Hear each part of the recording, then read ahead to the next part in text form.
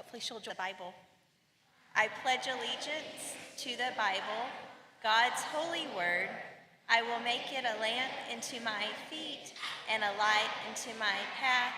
I will hide its words in my heart, that I might not sin against God. And the pledge to the flag.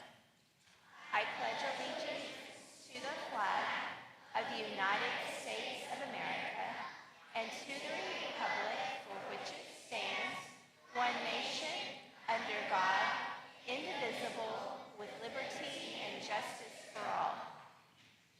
We'll continue with the review of Commandment 6, and so as Ms. Domajo comes to the stage, we'll recite and sign to these questions. What is the sixth commandment? The sixth commandment is, you shall not murder. What does the sixth commandment teach you? Not to take anyone's life unjustly, and not to sin when I am angry. Thank you, boys and girls. This week we have Mrs. Jenkins teaching about curiosity, and I saw her walking in with something that looked very interesting. Welcome, Mrs. Jenkins.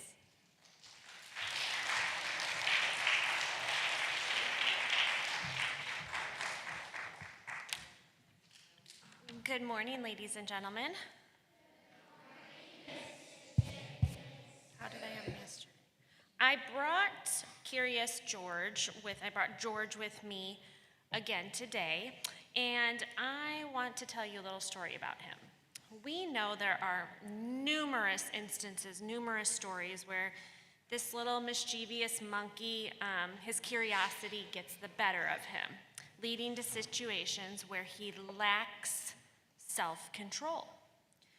One such example occurs in a story called Curious George Goes to the Chocolate Factory. In this story, Curious George is fascinated by the sight and smell of chocolate coming from a nearby chocolate factory.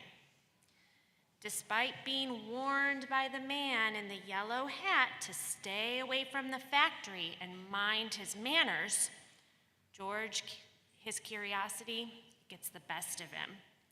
He's unable to resist the temptation, so he sneaks into the factory, and he ends up causing chaos, and he tries to operate the machinery. His self-control, his lack of self-control, led to some serious mishaps, including getting completely covered in chocolate and causing the whole factory's conveyor belts to have to shut down. The situation escalates until factory workers finally catch him, and then he's ultimately rescued by the man in the yellow hat. You see, we talked about curiosity being a powerful force. It's what drives us to ask questions, explore the world around us, and learn new things. And most of the time, that's a really good thing. In fact, the Bible encourages us to be curious and seek knowledge. Proverbs 4:7 says, "Wisdom is the principal thing. Therefore get wisdom, and with all thy getting, get understanding." But sometimes curiosity can lead us down the wrong path. Let me give you another example. Imagine you're walking down a street, and you see a sign that says, "Do not enter." Now, your curiosity might kick in, and you start wondering, what's behind that sign? Why can't I go there? And before you know it, you're sneaking past the sign and exploring a place you're not supposed to be. That's the perfect example of when curiosity can get you into trouble. You know, even in the Bible, curiosity has gotten people into trouble.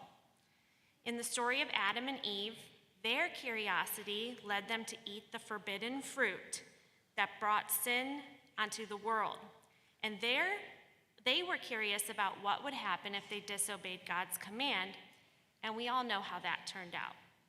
So what can we learn from these examples? While it's important we remember, curiosity can be a double-edged sword. It's a powerful force, but we must use it wisely. We must respect the boundaries and follow the rules. We should always be curious and seek knowledge. So warriors, as you go about your day, I encourage you to embrace your curiosity, but always remember to use it wisely and have self-control so you don't end up covered in chocolate. Ask questions, explore new ideas, never stop learning, and most importantly, respect the boundaries and follow the rules. And by doing this, you're going to harness the power of curiosity for good and unlock your full potential. Thank you.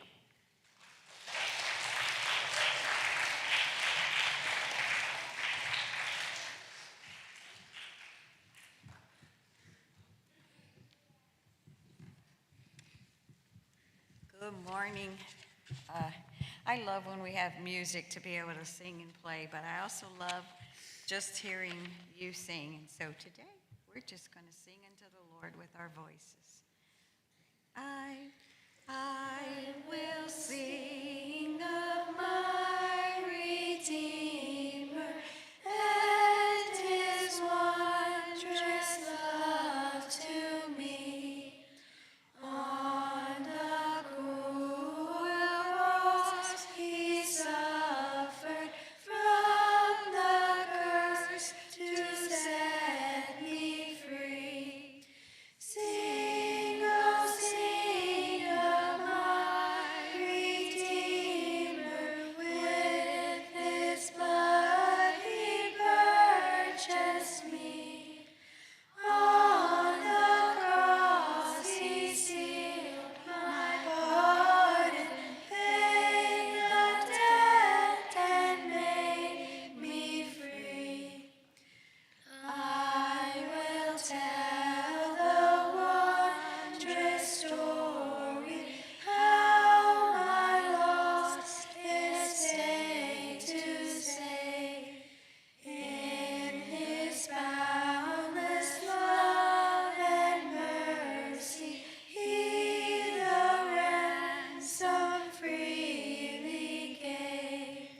Sing, oh sing of my Redeemer, with his blood he purchased me. On the cross he sealed my pardon, paid the debt and made me free. I will praise my dear Redeemer, his triumphant power I'll tell, how the victory he giveth over sin and death and hell.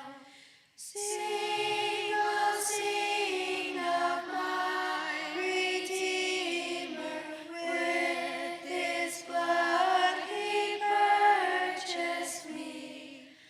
On the cross he sealed my pardon, paid the debt and made me free. I will sing of my Redeemer and his heavenly love for me. He from death to life has brought me, Son of God, with him to be. Sing, oh sing of my Redeemer, with his blood he purchased me. On the cross he sealed my pardon, paid the debt and made me free.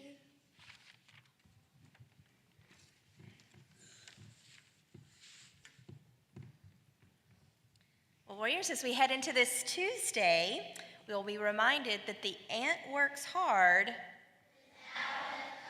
Go in today, use that curiosity for good, and be the ant working hard. Have a great day.